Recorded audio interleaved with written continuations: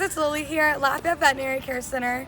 I'm the dog trainer here, and I've got some great tips to kind of teach you guys how to communicate with your dogs that might be hard of hearing, or you might be looking into the future of adopting a deaf dog. It is Deaf Dog Awareness Month, so what better time than the present? I would love to kind of give you guys some tips and tricks to do so keep watching. So, when teaching your dog who might be hard of hearing, it's always good to start with hand signals first.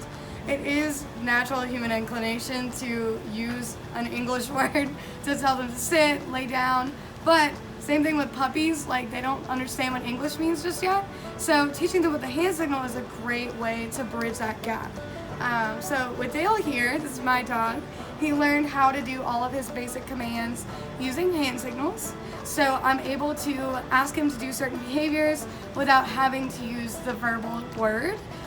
So if I want him to get to sit, Dale, good boy. And then he even knows some tricks. Good boy. So those are the kinds of behaviors that I might teach using a hand signal, just because it bridges that gap between the language that they know and the language that we know. So always start with body language first. After you've taught a couple of things with your hand signals, so you've taught sit, down, maybe some cute tricks, it's a good time to start introducing the feeling of touch. So when they're at long distances and you want to call them to you, it does get difficult because they can't hear you. So using long leashes is a really good way to teach them to come back to you. So if they're in the backyard or if you're outside at the park, that long leash is a great way to make sure that they don't wander off without you being able to call them back. So remember, you have to kind of meet them halfway. So that long leash, you can just kind of jingle it, just kind of get their attention. And as soon as they look up at you, you can get really excited, showing them that positive body language to get them to come back.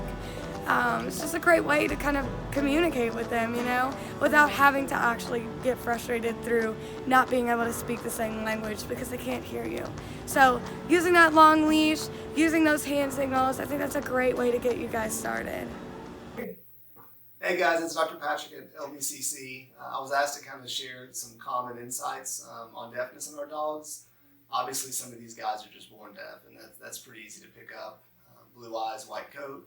But the most common things that we see deafness in are older babies. Aside from that, there are some breeds like Cavalier King Charles that have certain diseases that they'll gradually go deaf based off a thick mucus in their ear. That can happen as soon as 2 or 3 years of age.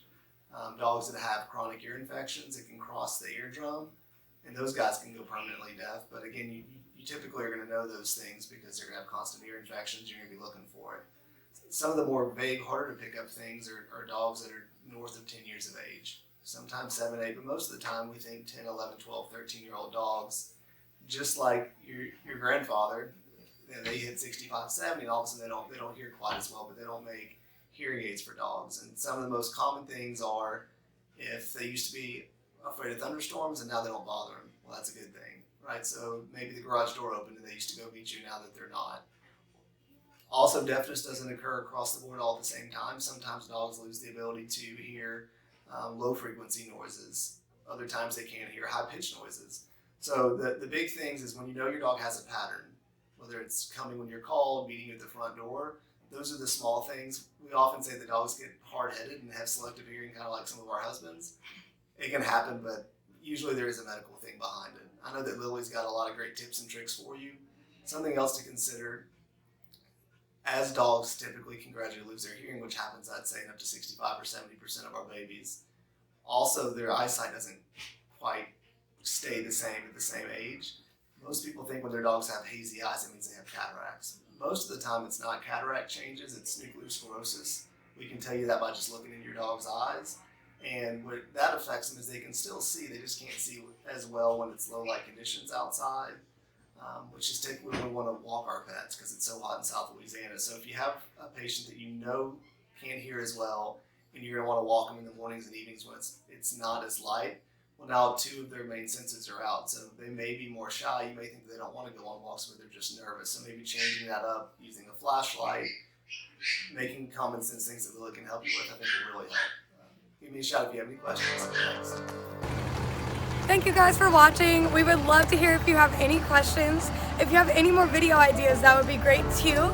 You can contact us at any time at 984-7611.